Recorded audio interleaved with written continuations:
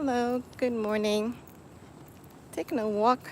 Decided to take a walk today just to enjoy the outside air and to gather my thoughts for this video. The reason why I want to take this opportunity to come on here to share with you is to share with you, to those who come on, um, my story on how I, I got introduced to autism. When my son was was um, was not even 3 years old, or not even one, um, we got him seen by taking a few tests, and what we was told was that he had sensory integration disorder. That's usually the first thing that is told once your child at an early age is get tested. And so from that moment on, we started doing our research, trying to figure out what sensory integration disorder is. And so that was the beginning. Then when we went to be seen by his pediatrician, we also got him tested, got him checked, and we was referred to a neurologist. And so that worked with a doc at a hospital, and he was able to help us and guide us and inform us signs that was being seen, and so that was how we got introduced to autism. Actually, it wasn't a male doctor that gave us the diagnosis, but it was a female doctor. And we were happy to know what we were having to work with. And so, because we experience, when it comes to early child development, you have signs of flapping hands. You have walking pacing back and forth. I mean, not pacing, but rocking to and fro. You have signs where there's no eye contact, and they're not able to give you that full eye contact. So even that in itself, I was able to observe teachers that he had at school, being able to see what they do. Got to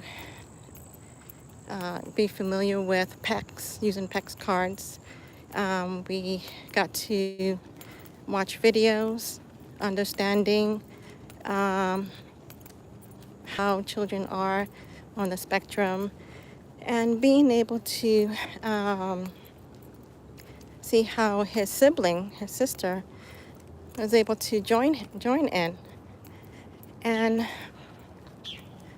in addition to observing his teachers and getting some observation in what they do, I was able to adopt that at home. I was also able to go to the library and find videos, books on autism. Being able to also find resources that are out there. One resource that was introduced to us was the Autism Treatment Center located in Boston. That we looked up, we saw the website, and it was a beautiful place. It is a beautiful place. I don't know how many of you, my viewers or anyone who would watch this video are familiar with the Sunrise Treatment Center, but I look at ways and how we can raise funds to be able to go to the training. And they do have very intense training where you can go if you're able to and be a part of that. But instead, the Lord worked it out that because we weren't able to physically go, to be able to work with us and help us to do what we can at home. And we got to eventually meet a family from a local church that actually went to the training. And so she was able to share with us what she learned. And that was very helpful. And so I go back to say that you're not alone when you walk this journey, because the Lord has been able to bring people in my life that I can talk to and to share my story, my experience, as I'm doing right now. And I want to be able to, through my stories, which this is the first part of sharing with you how I reacted when I faced autism. I not only rent books from the library, but my first book that I and also DVD that I watched was on the life of Temple Grandin, and that really helped put insight, awareness to me and to my husband, and it really helped us a lot to see how she struggled, but yet her mother kept her going. Her mother, though she was depressed, felt depressed, she never gave up. She never gave up, which I decided to put that on my thumbnail to say never give up. And if you're a Christian, it makes it even more fulfilling and rewarding when we lean on Christ, when we lean on His promises, as I've also been sharing promises for parents with special needs. And we go through this journey. I went through this journey doing my research, watching videos, praying a lot, asking the Lord to send us friends, associates, that we can build a support group. And that's very important to do, to be able to build a support group. And I'm grateful for the support group that I have. a few from the church, a few also that are close to me that I've met on Facebook, but not on Facebook anymore. And I'm grateful for the Lord for being my strong tower when I feel down, when I feel to cry. It's okay. It's okay to do so, because that's part of the healing process. That's part of the acceptance of the disorder. And He will help you through, videos that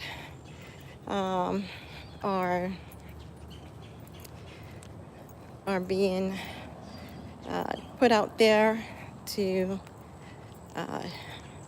get an awareness of what autism is, what it's not, and to also look at strategies and how to work with it. See it as a positive tool to be used, so that you can let God do the rest. We are the vessels to be used, and the more we connect with God through prayer, He will do the rest through the power of His love. And so I plan to come back on again to share my story and how I face ADHD.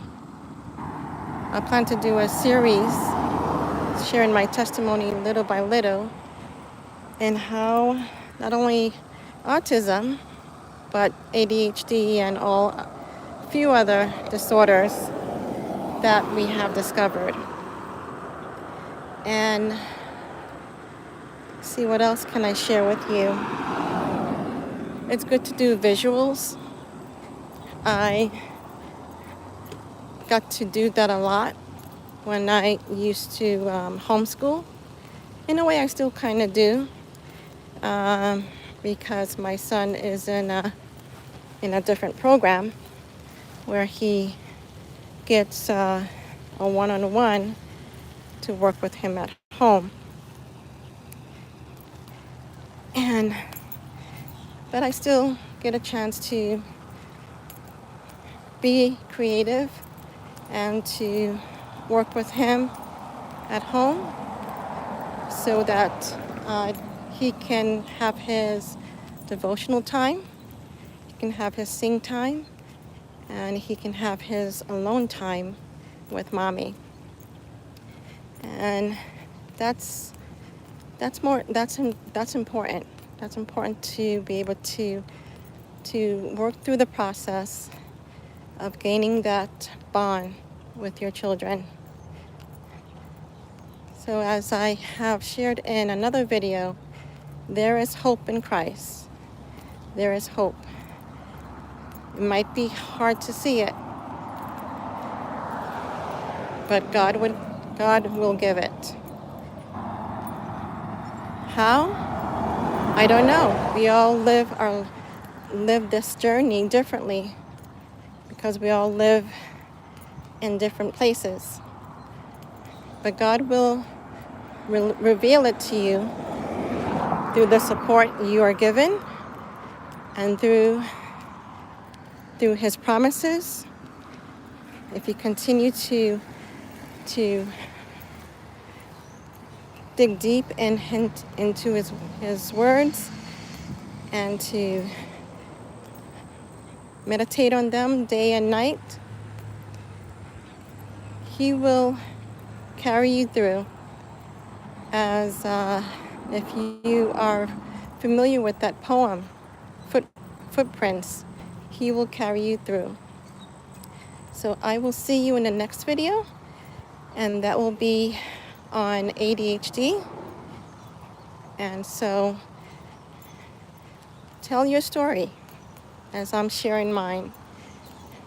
You may not want to do it on YouTube, but tell your story and let others be blessed by it.